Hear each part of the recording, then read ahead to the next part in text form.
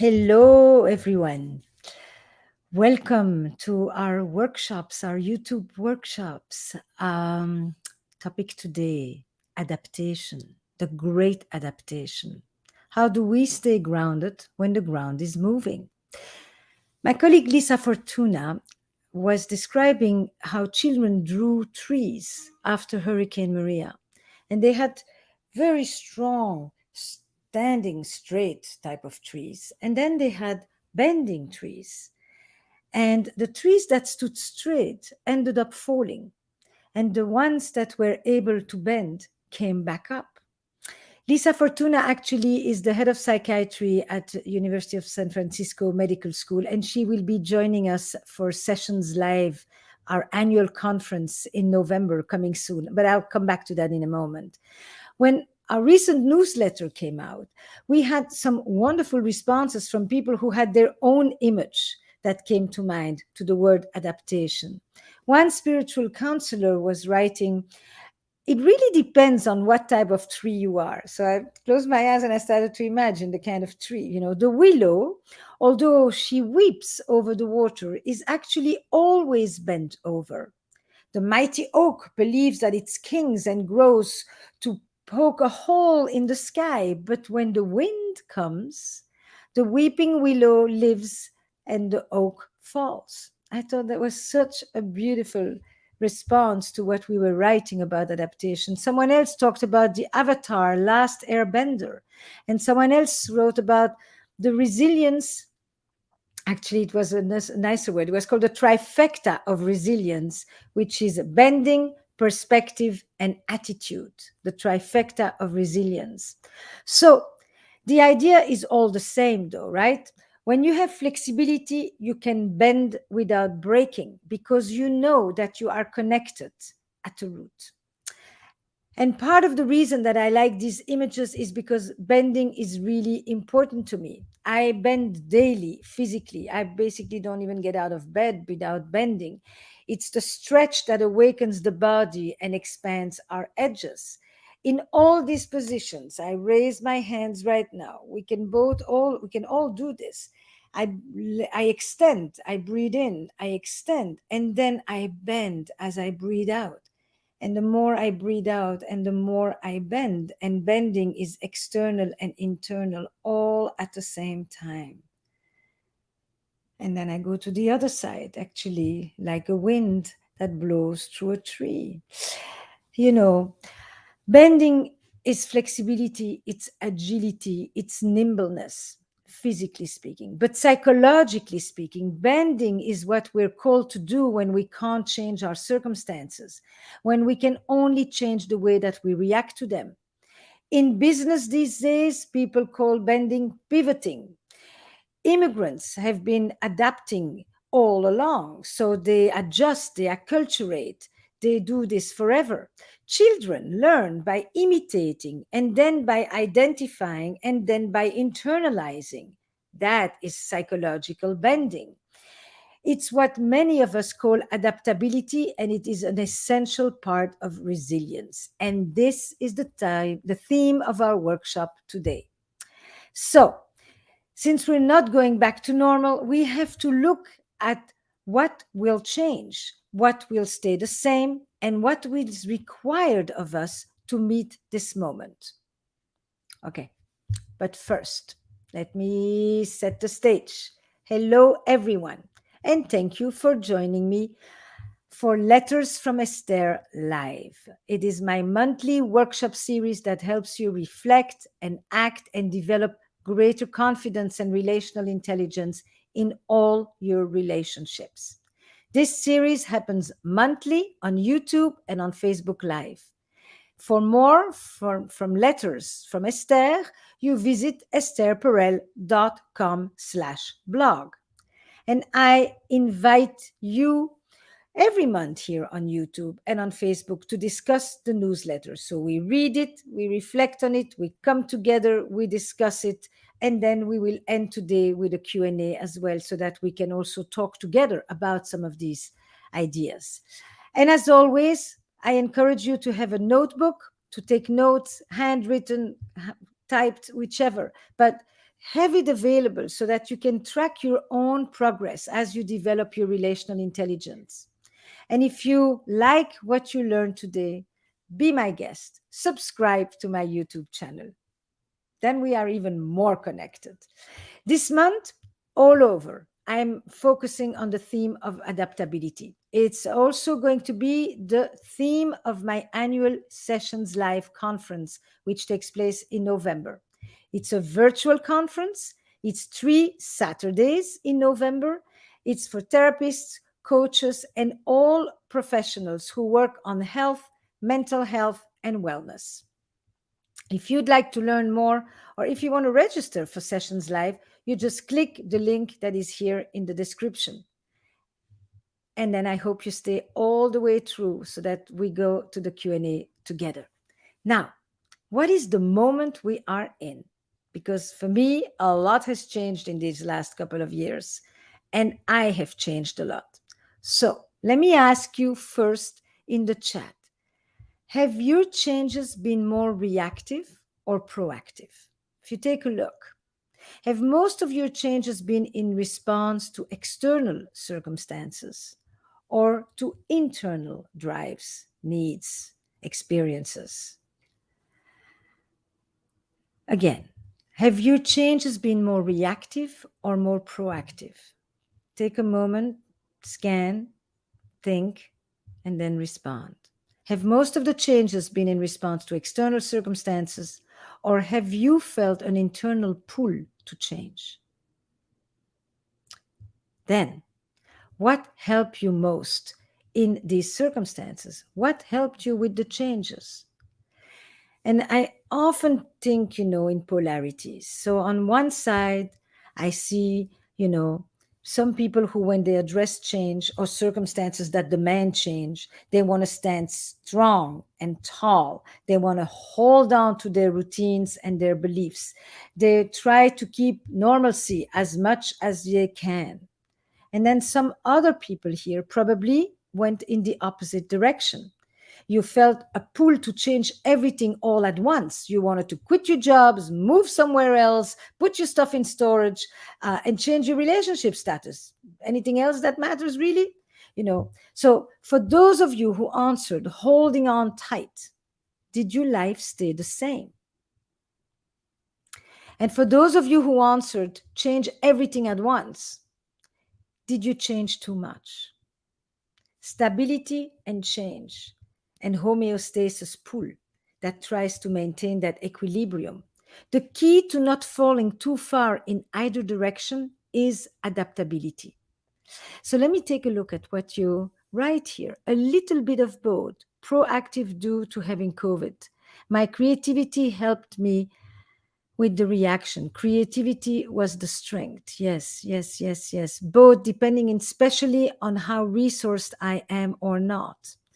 Yes, yes, yes. Many of you want to say both, but I'm forcing you to think a little bit deeper because, of course, both is the best for many of us. But some of us have an inclination, we have a propensity, we have a history that takes us in one direction more than the other. But yes, it is exactly that both. That adaptability that doesn't prioritize drastic change over fierce rigidity. That adaptability that helps us balance between the two. So, why don't we go and define adaptability here, right? I think when you say both, all of you, you are really thinking along similar lines as I am right now. Adaptability is the conversation within us between stability and change, between continuity and novelty, or continuity and innovation, between where I was and where I go, and that negotiation. It's the marriage of our fundamental needs for security and adventure. So, for example, you have a new job. How do you negotiate between what you learned before, what you already know, what you need to know now, the kind of place you came from, the kind of place that you are now in? What is the negotiation between the old and the new, between what can be held on to from before, the skill set, etc., and what you need to quickly learn now? That is the adaptation. Men, having a child, Having a child is a lifelong process of adaptation, but so is having a sibling. I thought of that. The older child who gets a sibling goes through a massive, adaptation. You were the only one. You were the prince or the princess of the house. And look what happens. When we break a leg suddenly and we are no longer mobile and everything in our body that we rely upon and we have to adapt. I once broke my wrist and my right hand wrist. I had to write with the left hand. I had to dress with the left hand. Adaptation. I thought, my God, can I even become ambidextrous? But no, at the end of it all, I went right back to the strong hand and never looked back to my left. Said bye bye. You know, birth and loss. I think that all additions and subtractions of people in our lives, in our families, in our relationships are probably some of the most important experiences of adaptation.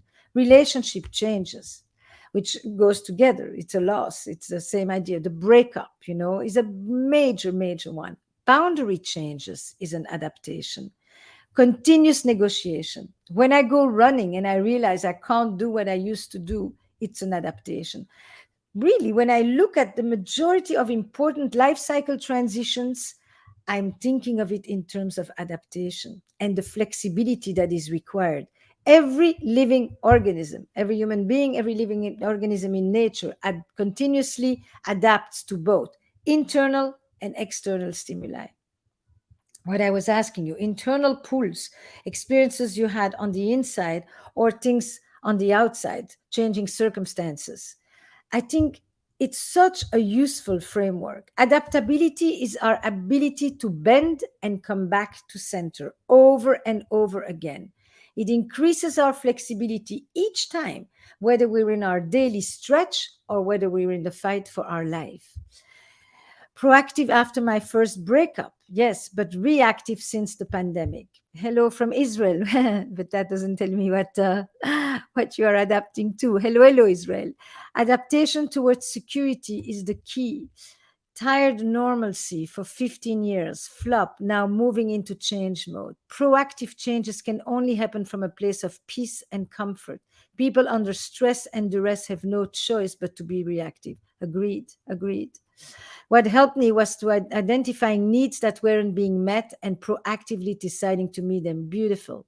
Yes, absolutely. When I say that, it means I have nothing to add. You just said it as concise and clearly as needs to be. Yeah, yeah, yeah, yeah. You know, what does the adaptability look like in practice? I think that once we've defined the concept, what does it look like? How do we know we are in that mode?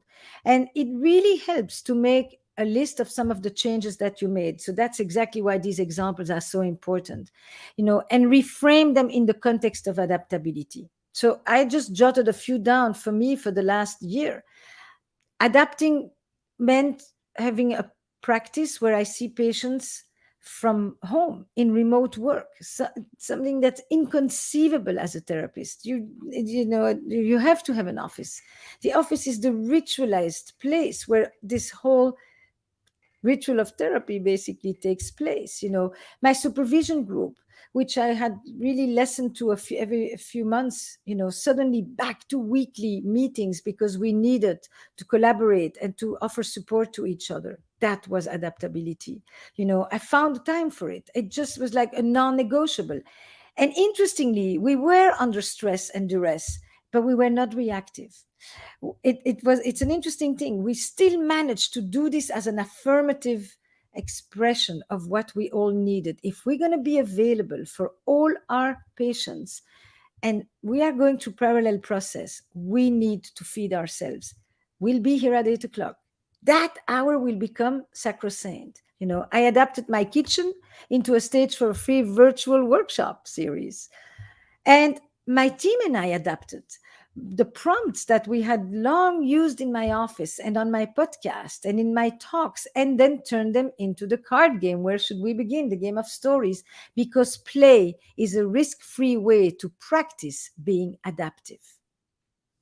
So you go ahead and tell me what changes you've made in the last year, but frame them to the lens of adaptation. So you're many, many out there. So go ahead, just chat with me. And, some of us are predisposed to planning, others perhaps stymied, but more important to at least really recognize that something has happened. Talking epidemic. Yes, this, I just saw a couple this week of a queer black couple, two women, um, and the first thing they said about each other is, she's the planner, she's the logistics, she wants to know in advance where she's going to be. And she confirms it. She says, I've been living in this same apartment for 10 years, I've been in the same job for umpteen years. And of course, when you present one partner like that, you are bound to present the other partner in an opposite fashion. And you create a certain binary, as if, one is the organizer and one can't do any of this. And I just thought, if you start with this from the beginning, you're going to take on more rigid roles that may be necessary. A tendency doesn't mean that it's always only like that. So anyway, this couple is in my next season, season 5 of Where Should We Begin, the podcast, and it's being released. The series is starting tomorrow, actually. This is like good news for me. So it doesn't have to be major changes, by the way, right? You pick something that highlights how flexible that you've become, an experience of stretching beyond your comfort zone. And if you don't have an example of that, then tell me an area in your life that could benefit from developing those skills. Let me take a quick look what you're writing. I'm a therapist too and moved totally telehealth. I've never done that before. Now I'm totally telehealth. Going through menopause, yes, absolutely. That's an adaptation. Maternity, adapting to the new person you're becoming and to the gaps between the mom you are and the mom you thought you were going to be. Yes, yes, yes, absolutely. Me too. I want to say me too to many of these.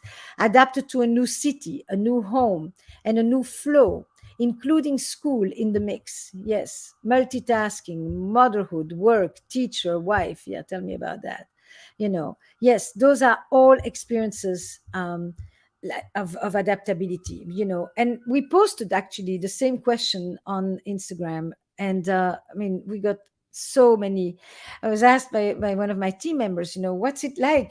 I said, when I read the answers, and they come in the thousands, that's when you begin to really have a sense, like an anthropological sense, of where are the central hubs of adaptability when we look at our life, right? Moving to a new country for better opportunities. Somebody just said that, moving to a new city. That's adaptability, major. That ranks on the top 5, actually. And gratitude helped me adapt. Quitting my job and still adapting. Not drinking, taking time to cut back instead of quitting cold turkey is helping me adapt. Look at the way that the changes are phrased once you put them in the context of adaptation. Prioritizing my education, ending codependent friendships with stagnant people is helping me adapt. Lowering my expectations of my children's behavior is helping me with the change to remote schooling. Beautiful. Ending a 10-year relationship and living alone for the first time. Strong community is helping me. Moving to a new city following my divorce. So, 2 major changes. Keeping the same job but working remotely is giving me a stability that I need. Broke up with my boyfriend. Staying busy is helping me. Becoming a mom, staying in the moment is helping me. Came out as trans in a hetero relationship with kids.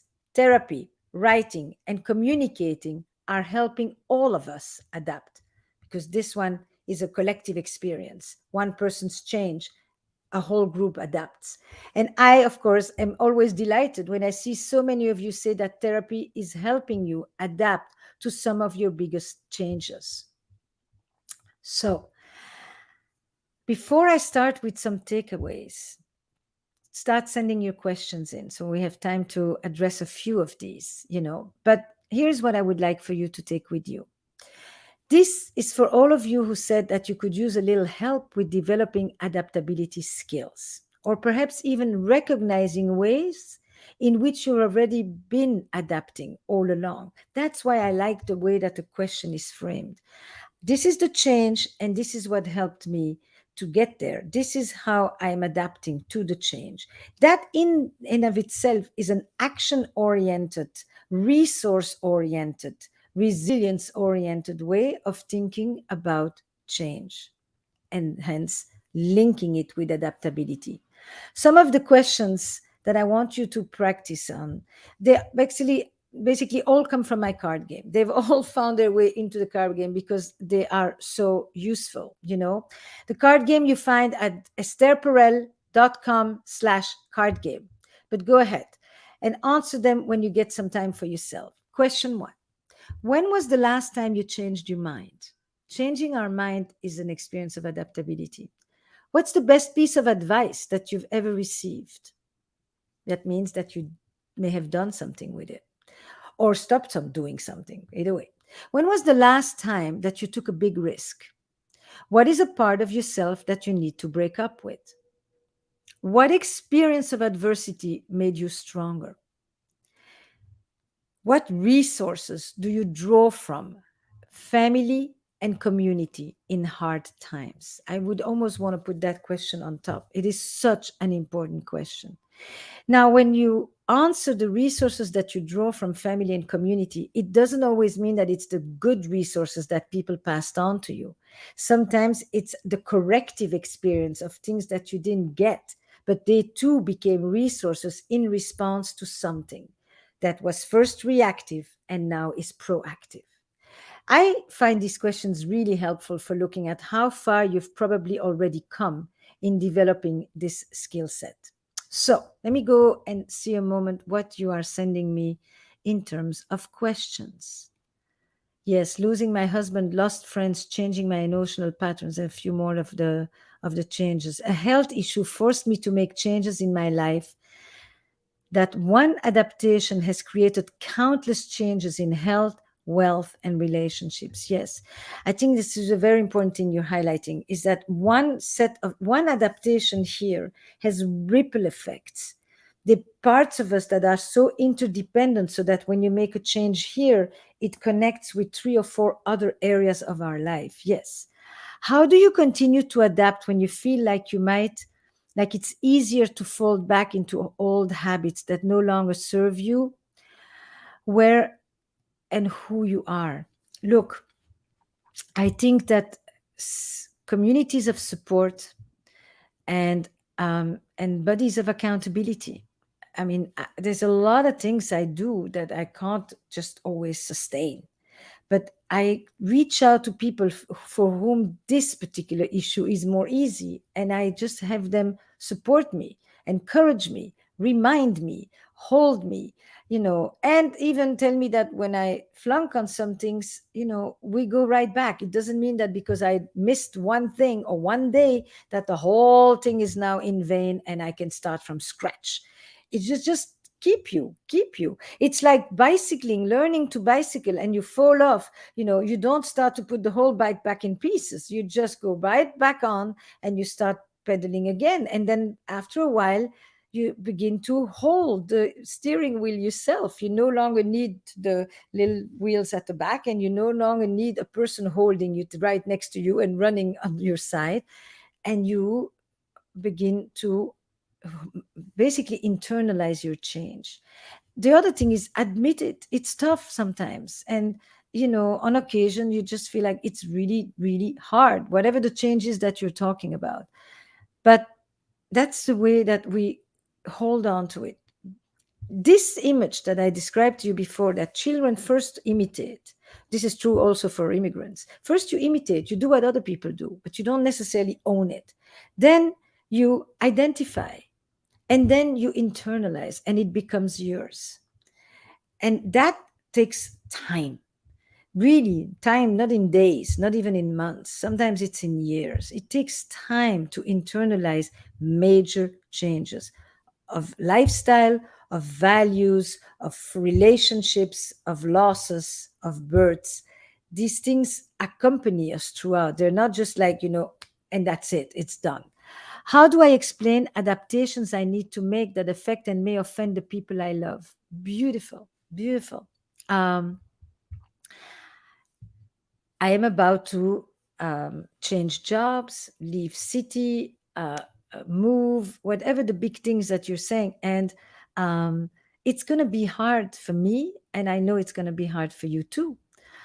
If I change jobs and my income changes, if I go back to school and I can't be at home the way that I used to be, if I need to go and take care of my mother, of family member, whoever it is. I mean, if basically you're going to have less of me, that's a major one. I'm not going to be able to fulfill the roles and the obligations that you've been used to.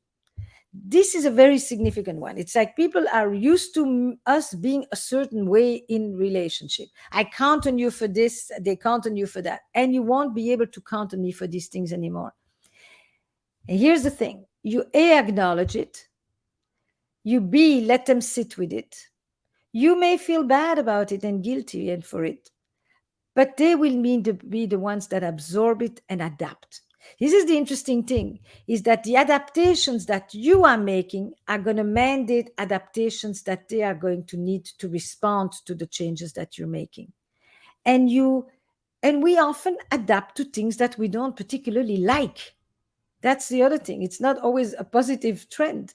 We adapt, we accept, we come to terms with, we make the changes that are necessary to match the changes that the other person have done.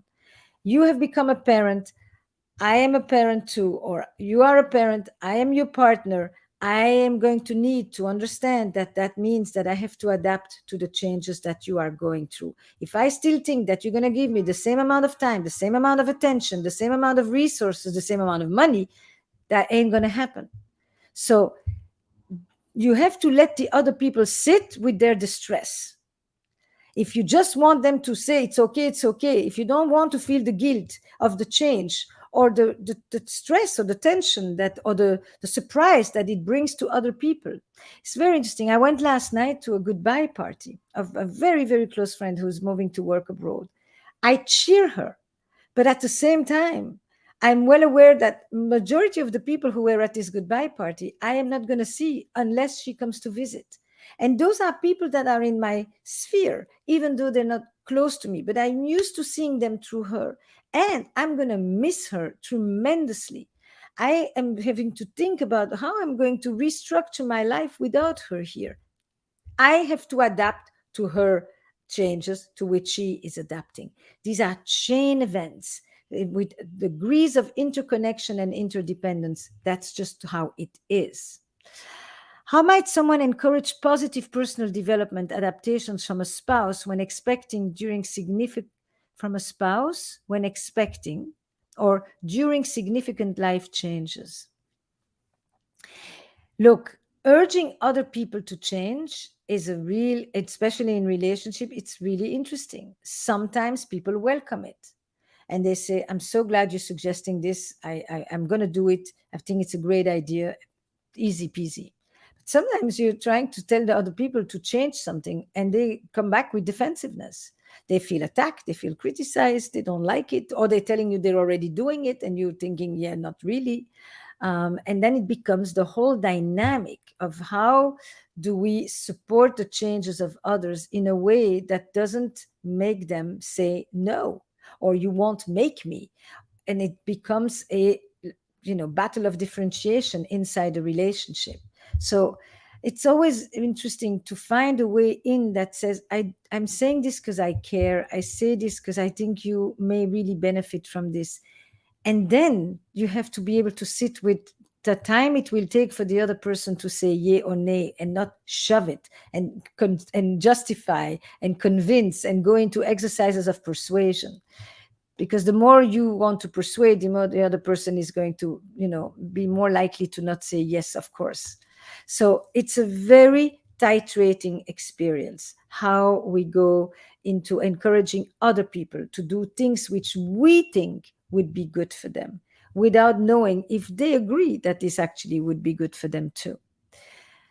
I hope I answered this question, because it's really, really an important piece. We want, you know We want what we think is the positive adaptation for another person, but they may not always think of themselves the way we do. And that becomes, in many relationships, one person says to the other, why don't you exercise more? That would be so good. Why don't you eat healthier? Why don't you take better care of yourself? It's a lot of things have to do with actually self-care, hygiene, nutrition, things that basically are meant to be good. There's like nothing to argue with. But because it becomes, I own what is good for you, and I'm the one who will tell you, and you don't want to do what I do because it puts you in an infantile position, etc., etc., you get into a whole big relationship mess. So it's a fine dance, is really what I want to say. How do I adapt and communicate with a partner whose timeline is much behind yours, trying not to be impatient and understand where he's coming from? First of all, you acknowledge it. You just say it's really hard. We are not at the same time. We don't have the same timing. I'm ready to have a child. I'm ready to move on. I'm ready to go and get our own apartment. I'm ready to change jobs. I'm on a different maturation. And then you really want to understand, what does the difference mean? Is it because you have figured things out more? Is it because you think your partner is afraid? Is it that your partner is unsure of himself, doubts every time there is a decision, wants to feel an unrealistic kind of certainty that therefore isn't going to make him be able to do anything, because nobody lives with 100% certainty on things? Is it because, what does the slower pace mean? And then this is a question of differentiation. How do I move on, even if you don't move at the same speed? Because you see, at the beginning, we're like this. If you move on and your partner doesn't follow at the same speed, there's a gap that gets created. And that gap, people can experience as frightening and threatening. Like we're no longer on the same page. Like, how can we stay together? And this is a moment of differentiation in a relationship, where you own the thing you do. And by the way, interestingly, you didn't tell me how he's reacting to your pace. You only told me about how you're reacting to his. How much adaptability is relational? Do we need close relationships with others to move through life experiences? This is two very different questions, right? Adaptability is relational because one person's adaptation, unless it only involves you, which very few things do because we are relational, you know, unless you are a person that lives completely on your own, your actions have no reflection that touches others. But the majority of the time, whether you work with people, live with people, are part of a family, are part of a social network, whatever it is, how you behave affects others, period. How you change affects others. And interestingly, if you want to change the other, one of the most powerful things you can do is actually change yourself. If you don't want to do something anymore, instead of putting all your efforts in making the other person do it, if you stop doing it in a clear and consistent fashion, you change the expectation of the other who has come to rely on you doing it anyway. That's just a one example. So, do we need close relationships with others to move through life experiences? Yes. But not everybody has the same amount of people, and not everybody has the same amount of need for relationality as others. So there's a nuance here. How do you root yourself when your life and family have always been based on shape? That's great. Look, when you come from a chaotic background, or a background that has tumultuous change way too much for your good, you will know that you are a person who needs anchor. And you find often lifestyle and friends and partners, etc., who are more geared toward giving you anchoring. You don't need massive thrill seekers. You want to be with people who let you feel that you can rely on them, that you can depend on them, that they'll show up for you, that you experience a deep sense of security and rootedness, and that is more than you've ever had, and you honor it. And that is also true, that you won't be necessarily the biggest risk taker in life if you want. It's okay. And by the way, this may change after a while, but you may have a phase in life where what you needed was stability, anchoring, rootedness, and that's fine. And then there will be another phase in life where you will want the waves. You needed the anchor, and then you will want the waves. This is the story of adaptability as well. And with that, we go on all our other platforms. We continue this conversation, and I'll see you next month. Goodbye, and thank you, everyone.